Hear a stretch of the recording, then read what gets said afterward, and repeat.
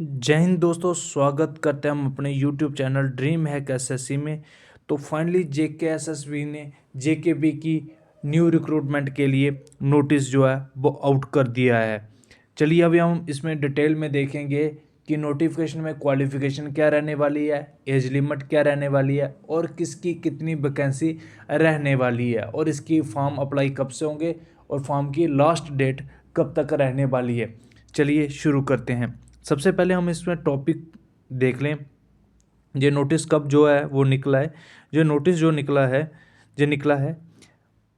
24/12/2025 को। 24 तारीख को ये कल ही रिसेंटली नोटिस आया है। इसमें टोटल इन्होंने मेंशन किया है 1815 पोस्ट टोटल इन्होंने जो है वो आउट की हैं। और इनकी जो स्टार्टिंग जो इसकी क्या रहने वाली है, हाँ इन्होंने ये इधर बता रखा है 5/12/2025 को इनको जो है इतनी सी वैकेंसी जो है वो रिसीव हुई हैं।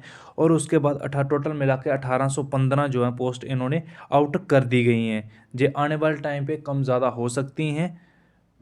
ये डिपेंड करेगा जेकेएसएसबी बोर्ड के ऊपर। ठीक है, चलिए अभी हम नेक्स्ट देखते हैं। जैसे हम बात करें एप्लीकेशन की, तो ये कब से स्टार्ट होने वाली है। एप्लीकेशन हमारी जो स्टार्ट होगी वो 19 तारीख से स्टार्ट होंगी, 19 जनवरी से 2026 से लेके, और ये फॉर्म चलेंगे 17/2/2026 तक। ठीक है, इसमें नेक्स्ट हम बात करें, जैसे इन्होंने क्वेश्चन दे रखा है बी सेक्शन में कि name of the post card pay level category wise break qualification criteria selection for the advertisement post. इसमें ये बता रखा है कि पोस्ट के हिसाब से आपका ग्रेड पे क्या रहने वाला है, मतलब आपकी सैलरी कितनी रहने वाली है, और इसमें टोटल वो किसी हिसाब से सैलरी देंगे। कैटेगरी वाइज इन्होंने ब्रेक करके बताया हुआ है। क्वालिफिकेशन क्या रहने वाली है जेकेबी की, वो भी हम आपको बताएंगे इसमें। उसके बाद हम देखते हैं फिजिकल स्टैंडर्ड टेस्ट और एंडोरेंस टेस्ट। ये एज के हिसाब से किया जाएगा और सर्विस सिलेक्शन के बोर्ड के रूल के हिसाब से किया जाएगा। क्राइटेरिया ऑफ सिलेक्शन का क्या रहने वाला है, और टोटल नंबर ऑफ पोस्ट जो हैं वो है 1815। ठीक है, अभी चलिए हम नेक्स्ट देते हैं, जहाँ पे जो है डोमिसाइल होना चाहिए बंदों का। जो मैं आपको मेन टॉपिक बात बताऊंगा, डोमिसाइल जो है वो 17/2/2026 से पहले आपका बना हुआ होना चाहिए। अगर उसके बाद आप बनाते हो तो आपको डॉक्यूमेंट में कहीं ना कहीं वेरिफिकेशन देखने को मिलेगी, दिक्कत आ सकती है वहाँ पे वेरिफिकेशन में, अगर आपने डोमिसाइल टाइम से नहीं बनवाया होगा। नेक्स्ट अगर हम बात करें ओपन, जहाँ पे एज लिमिट की, ये फॉर्म कौन कौन भर सकता है। एसएससी जीडी की भी हमने वीडियो डाली हुई है अपने चैनल पे, और जेकेपी की रिलेटेड भी आपको कोई अपडेट चाहिए तो हमारे चैनल को लाइक सब्सक्राइब शेयर जरूर कीजिएगा। चलिए हम बात करते हैं इसमें ओपन मेरिट की। मिनिमम जो है वो एज कितनी रहने वाली है और मैक्सिमम कितनी रहने वाली है। मिनिमम 18 है, मैक्सिमम 28 है।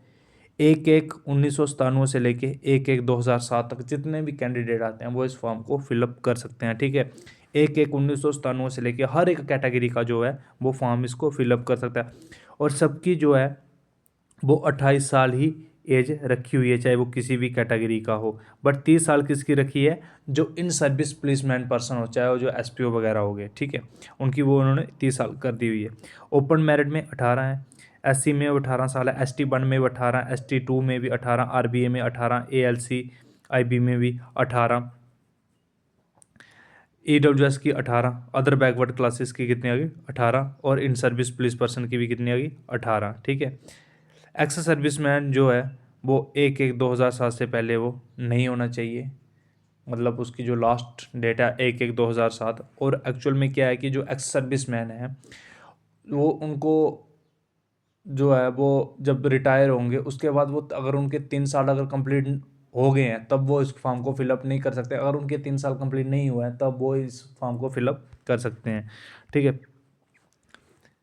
इसमें नेक्स्ट हम क्वालिफिकेशन की हम बात करें तो 12th चाहिए क्वालिफिकेशन के लिए।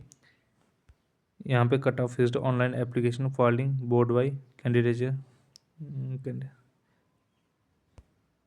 ये अभी ये रूल वगैरह कुछ बता रहे हैं इनको। जो एप्लीकेशन फ़ीस जो है वो 700 रुपया जो है वो एप्लीकेशन की फॉर्म की फ़ीस रहने वाली है।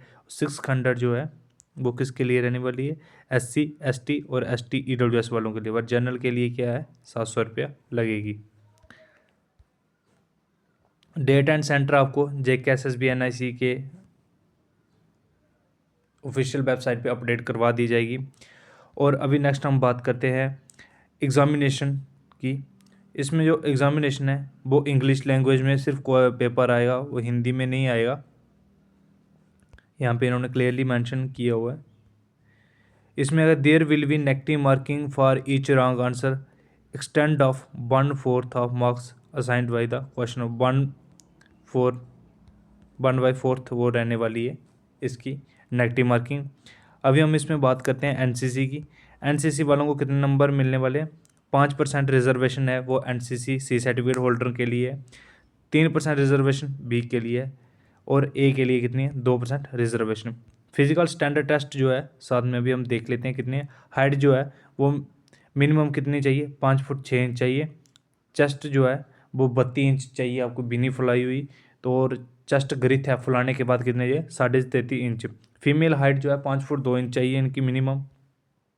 ठीक है, तो बाकी जो है physical standard test 1600 metre male के लिए रेस रहेगी 6.5 मिनट में, और 20 पुशअप रहेंगे। सिर्फ एक बार जैसे आपने पुशअप मारना स्टार्टअप कर दिया तो वो आपको 20 पुशअप कंटिन्यू करवाएंगे। फीमेल के लिए क्या रहेगा कि 6.5 मिनट की में 1000 मीटर दौड़ रहेगी, और 4 kg का जो है वो 14 फुट शॉर्ट पुट आपको फेंकना पड़ेगा। उसके लिए आपको 3 अटैम्प्ट दिए जाएंगे। ठीक है, अगर जो फर्स्ट अटैम्प्ट में ही पास कर लेता तो उसको सेकंड थर्ड अटैम्प्ट देने की ज़रूरत नहीं है। ठीक है, अगर जो 30 साल से, अभी इन्होंने बताया हुआ है यहाँ पे पूरा ही प्रॉपर क्लियर करके कि कौन से एज के हिसाब से आपको क्या क्राइटेरिया चाहिए मेल फीमेल का। अगर आप अप टू 30 ईयर तक हैं तो आपको 6.5 मिनट दिए जाएंगे और 20 पुशअप दिए जाएंगे। अगर वीमेन है तो 6.5 मिनट दिए जाएंगे और 14 फुट आपको शॉर्ट पुट फेंकना पड़ेगा। और 30 से 40 के बीच में अगर आप हैं तो 7.5 मिनट आपको दिए जाएंगे और 16 पुशअप आपको मारने होंगे। और वीमेन के लिए 7.5 मिनट दिए हैं और 12 फुट आपको शॉर्ट पुट फेंकना पड़ेगा। अगर 40 साल से आप अब हैं तो आपको 8.5 मिनट दिए जाएंगे 1600 मीटर के लिए, और 12 पुशअप आपको मारने होंगे। अगर फीमेल हैं 8.5 मिनट दिए जाएंगे आपको 1000 मीटर रेस के लिए, और शॉर्ट पुट के लिए दिए जाएंगे आपको 10.5 फुट आपको फेंकना पड़ेगा। जो एक्स सर्विस मैन है उसका एक रूल है उन्होंने निकाला हुआ कि 1 जनवरी 2025 से पहले पहले का वो एक्स सर्विसमैन हो जाना चाहिए। अगर उसके बाद जैसे मान लो को जो जन्म के बाद अगर कोई एक्स सर्विसमैन रिटायर आता है तो वो उसको ये फॉर्म फिलअप आप फॉर्म फिलअप तो कर लोगे, बट इन केस आपका जो लास्ट में डॉक्यूमेंट वेरिफिकेशन में आपको दिक्कत आ जाएगी। ठीक है, तो उससे पहले पहले का होना चाहिए। सिलेबस ऑफ पोस्ट जो है इसके लिए आपको अलग से नोटिस बता देगी एसएसबी।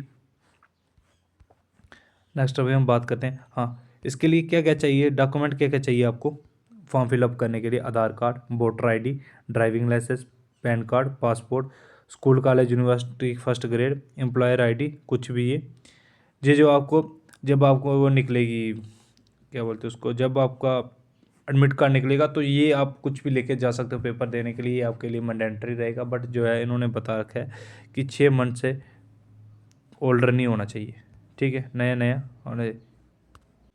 बाकी इन्होंने बस यही रूल समझाए हुए हैं कि कौन से रूल में क्या है। चलिए देखते हैं, तो बाकी में सिर्फ रूल ही बताए हुए हैं। अभी सिर्फ फॉर्म फिलअप स्टार्ट हो जाएंगे। अभी नेक्स्ट हम बात करते हैं इस मेन इम्पॉर्टेंट जिसकी सबसे ज़रूरत है बच्चों को। होम डिपार्टमेंट की अगर हम बात करें, डायरेक्टर जनरल ऑफ पुलिस, इनकी जो सैलरी रहने वाली है वो कितनी रहने वाली है? लेवल 2 की ग्रेड पे रहने वाली है। 19,900 से ये स्टार्ट होगी और लास्ट कितनी जाएगी? 60,3200 तक जाएगी, 63,200 तक ये लास्ट जाएगी। ये कांस्टेबल एग्जीक्यूटिव पुलिस होगी। कार्ड ऑफ पोस्ट क्या होगा आपका जम्मू डिवीज़न में? ओपन मेरिट में इनमें 37 पोस्टें हैं। एससी की 75 है, ST1 की 93 है, ST2 की 93 है, OBC की 75 है, ALC या फिर IB की है 37 पोस्ट, RBA की है 93, AWS की 93 है। टोटल है 934 वैकेंसी जो है वो जम्मू डिवीज़न को दी गई हैं इस बार। यहाँ पे हम आपको बता दें क्वालिफिकेशन क्या है। एकेडमिक क्वालिफिकेशन जो है वो मैट्रिकुलेशन है, फिजिकल स्टैंडर्ड। इस बार इन्होंने बहुत बढ़िया मैट्रिकुलेशन इन्होंने बता रखी है, 12th पास नहीं चाहिए आपको, 10वीं पास चाहिए। ठीक है, अभी हम बात करें कश्मीर डिवीज़न की।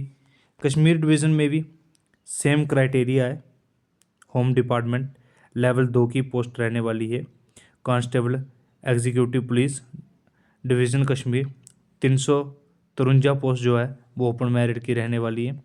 70 जो है वो SC की, ST1 की 88, ST2 की 88, OBC की 72, ALCIV की 35, RBA की 88, EWS की 87। टोटल है 88 पोस्ट। ठीक है, ये जो है कश्मीर डिवीज़न वाला जम्मू डिवीज़न में भी आएगा, जम्मू डिवीज़न वाला कश्मीर डिवीज़न में नहीं जा पाएगा। अगर आप कश्मीर डिवीज़न से फॉर्म फिलअप करते हो, जम्मू का बच्चा अगर कश्मीर डिवीज़न में फॉर्म फिलअप करता है तो उसकी ड्यूटी फिर कश्मीर डिवीज़न में ही रहने वाली है। अगर कश्मीर वाला जम्मू में करने वाला है तो फिर उसकी ड्यूटी इधर ही रहने वाली है। ये क्राइटेरिया बहुत खतरनाक है इनका। अभी ये PAT PST क्वालिफिकेशन आपको ये पहले मैंने बता चुका हूँ मैं आपको। रिटन टेस्ट जो है वो NCC में जो मार्क्स हैं वो आपको काउंट कर दिए जाएंगे जब आपके फाइनल मेरिट मतलब जब आप पेपर देने के बाद जो आप मेरिट लिस्ट आती है तो उसमें आपके जो नंबर है वो काउंट कर दिए जाते हैं। तो उम्मीद करता हूँ हमारे द्वारा दी हुई जानकारी आपको अच्छी लगी हो। हमारे चैनल को लाइक सब्सक्राइब शेयर जरूर कीजिए ऐसी मोर इन्फॉर्मेशन वीडियो पाने के लिए, चाहे वो सेंटर की हो चाहे वो स्टेट की हो। जय हिंद।